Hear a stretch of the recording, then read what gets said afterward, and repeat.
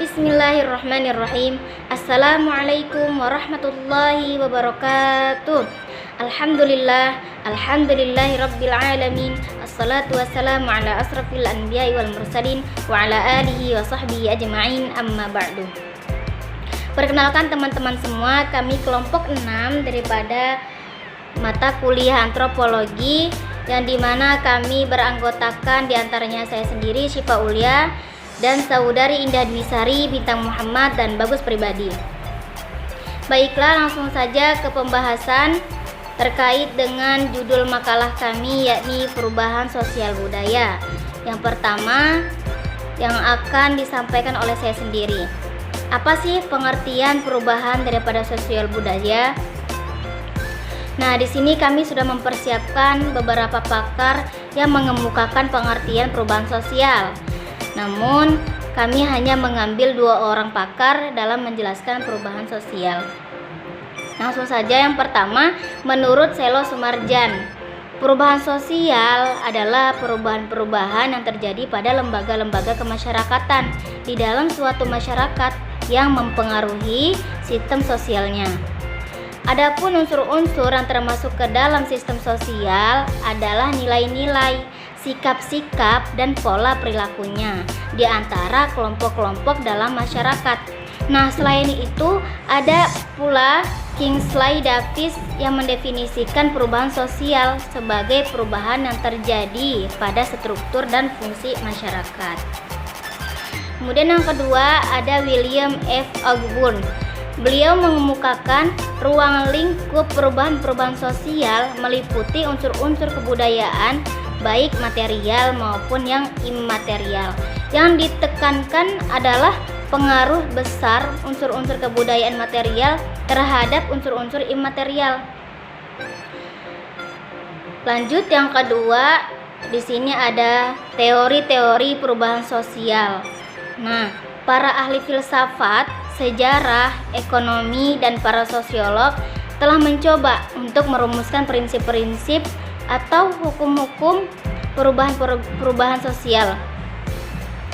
Banyak yang berpendapat bahwa kecenderungan terjadinya perubahan-perubahan sosial itu merupakan gejala wajar yang timbul dari pergaulan hidup manusia.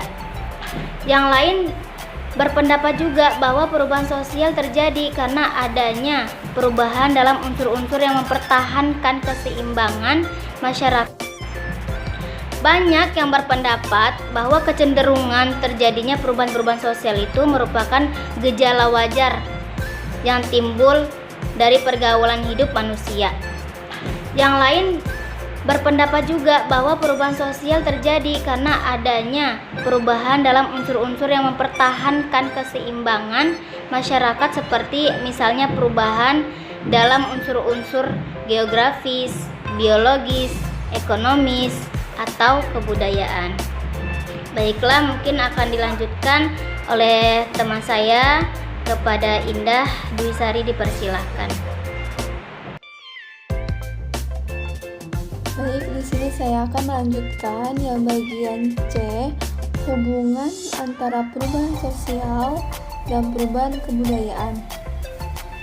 Teori-teori mengenai perubahan-perubahan masyarakat sering mempersoalkan perbedaan antara perubahan-perubahan sosial dengan perubahan-perubahan kebudayaan. Perbedaan demikian tergantung dari adanya perbedaan pengertian dari masyarakat dan kebudayaan.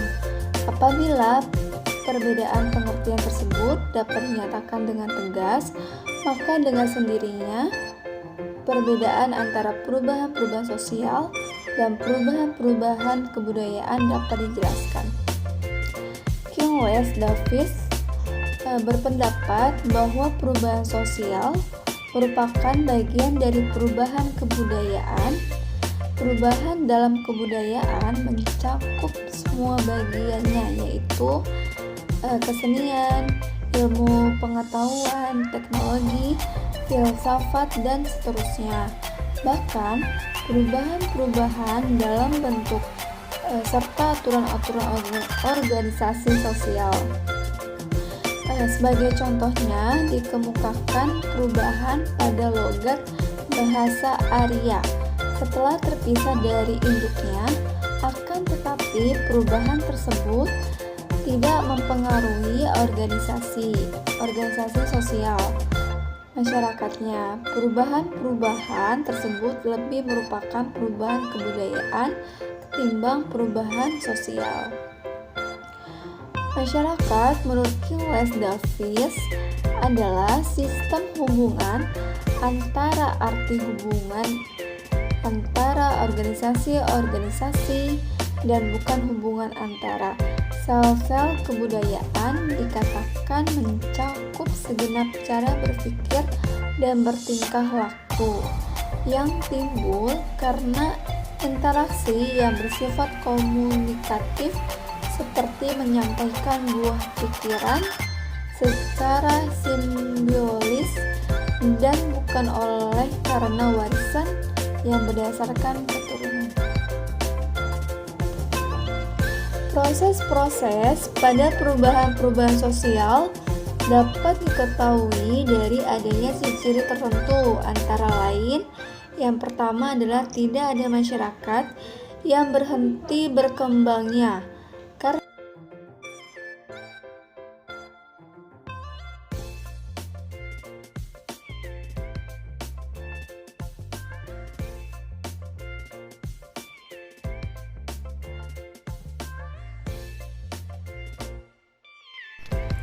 Jadi selanjutnya saya akan menjelaskan tentang faktor-faktor penyebab perubahan sosial dan kebudayaan.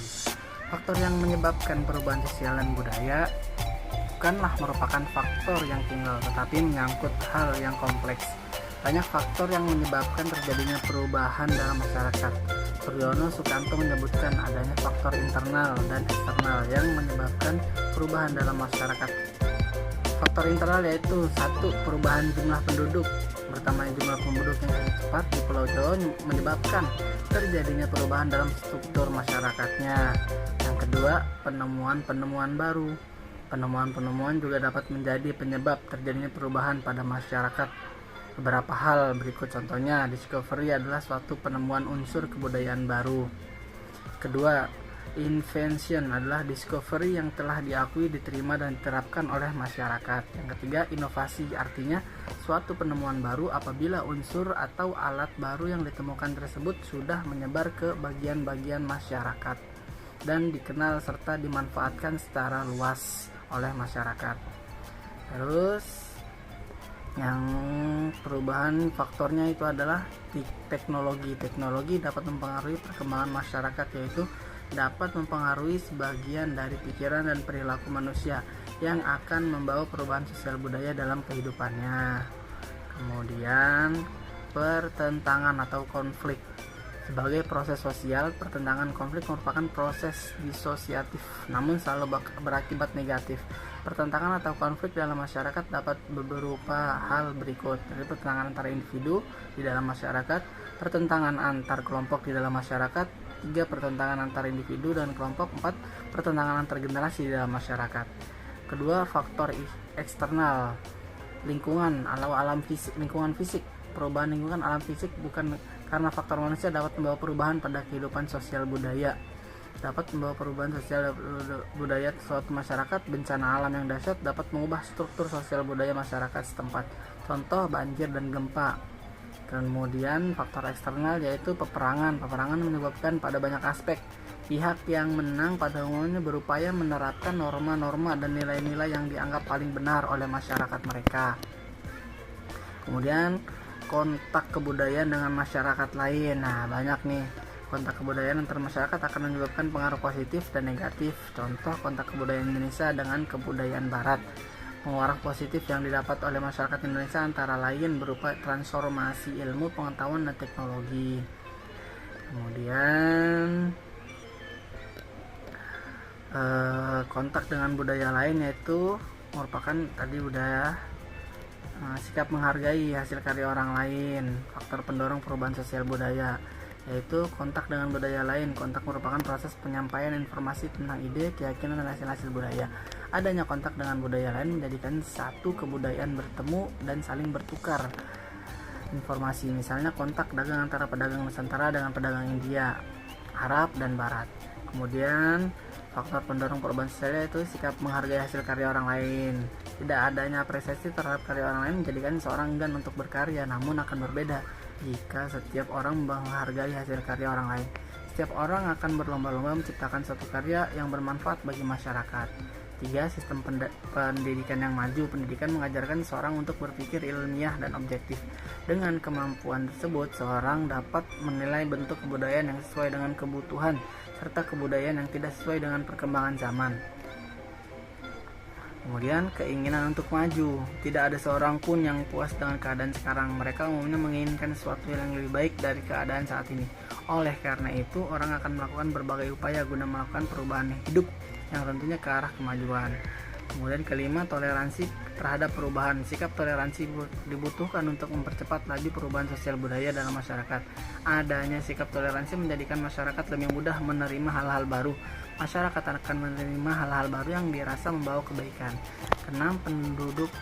Penduduk yang heterogen. Masyarakat yang heterogen memudahkan terjadinya perubahan sosial budaya. Hal ini dapat dilihat pada masyarakat Indonesia. Penduduk Indonesia terdiri atas bermacam-macam suku, ras, dan ideologi. Perbedaan-perbedaan yang ada tidak selamanya membawa keuntungan bagi Indonesia. Perbedaan tersebut dapat menimbulkan konflik jika tidak disertai dengan rasa toleransi yang tinggi.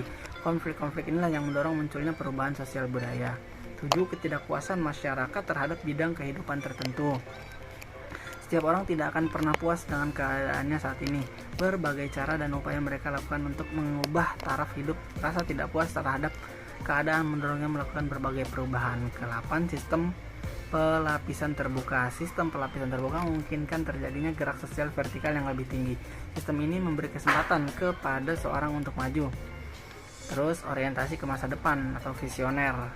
Pandangan yang visioner mendorong seorang melakukan beragam perubahan. Bagi mereka, masa lalu adalah sesuatu yang patut untuk dikenang, bukan sebagai pedoman hidup. 10.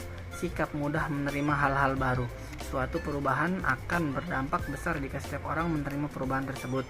Keadaan ini menjadi berbeda jika tidak ada seorang pun yang menanggapi perubahan tersebut. Dan saya lanjutkan kepada teman saya. Terima kasih, saya kembalikan kepada moderator. Bismillahirrahmanirrahim. Melanjutkan daripada presentasi makalah kami mengenai perubahan. Selanjutnya yaitu proses-proses perubahan sosial dan kebudayaan. Yang pertama, penyesuaian masyarakat terhadap perubahan. Keserasian atau harmoni dalam masyarakat merupakan keadaan yang diidam-idamkan setiap masyarakat.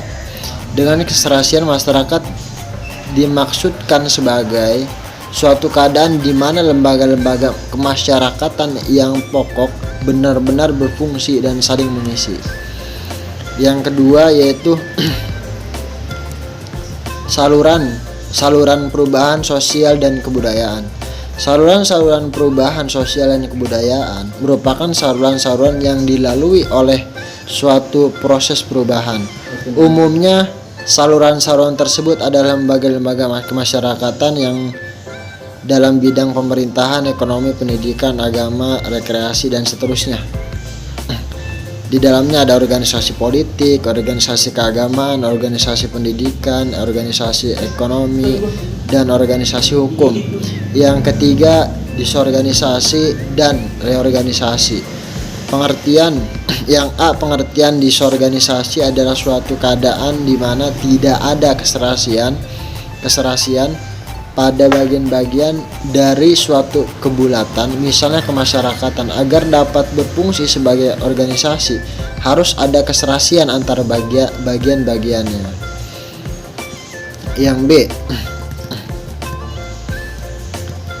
suatu gambaran mengenai disorganisasi dan reorganisasi. Gambaran mengenai disorganisasi dan reorganisasi dalam masyarakat pernah dilukiskan oleh William Thomas dan Florian Zanicke dalam karya klasiknya yang berjudul The Polish Peasants in Europe and America. khusus tentang on disorganization dan reorganization. Mereka membentangkan pengaruh dari suatu masyarakat yang tradisional dan masyarakat yang modern terhadap jiwa anggotanya. Watak dan jiwa seseorang sedikit banyak merupakan pencerminan kebudayaan masyarakatnya. Selanjutnya yang C, ketidakserasian, perubahan-perubahan dan ketertinggalan budaya. Pada masyarakat yang sedang mengalami perubahan, tidak selalu perubahan-perubahan pada unsur-unsur masyarakat dan kebudayaan mengalami kelainan yang seimbang. Ada unsur-unsur yang cepat berubah, akan tetapi ada pula unsur-unsur yang sukar untuk berubah. Biasanya unsur-unsur kebudayaan keperbedaan lebih mudah berubah daripada unsur-unsur kebudayaan rohaniah. Apabila terdapat unsur-unsur yang tidak mempunyai hubungan yang erat, maka tak ada persoalan mengenai tidak adanya keseimbangan lajunya perubahan-perubahan. Kesimpulannya yaitu setiap masyarakat manusia selama hidup pasti mengalami perubahan-perubahan. Perubahan mana yang dapat berupa perubahan yang tidak menarik dalam arti kurang mencolok, ada pula perubahan yang pengaruhnya terbatas maupun yang luas, serta ada pula perubahan-perubahan yang lambat sekali akan tetapi juga yang berjalan dengan cepat. Perubahan dalam masyarakat memang telah ada sejak zaman dahulu, namun dewasa ini perubahan-perubahan tersebut berjalan dengan sangat cepatnya, sehingga membingungkan manusia yang menghadapinya. Perubahan-perubahan mana sering berjalan secara konstan, ia tersebut memang terikat oleh waktu dan tempat, akan tetapi karena sifat yang terantai, maka perubahan terlihat berlangsung terus. Walau diselingi keadaan di mana masyarakat mengadakan reorganisasi unsur-unsur struktur masyarakat yang terkena perubahan. Mungkin cukup sekian dari kelompok kami mengenai presentasi antropologi. Kurang lebihnya mohon dimaafkan apabila ada kata-kata yang kurang maupun yang kurang jelas atau kurang tepat. Wallahu muwaffiq ila aqwamit thoriq. Wassalamualaikum warahmatullahi wabarakatuh.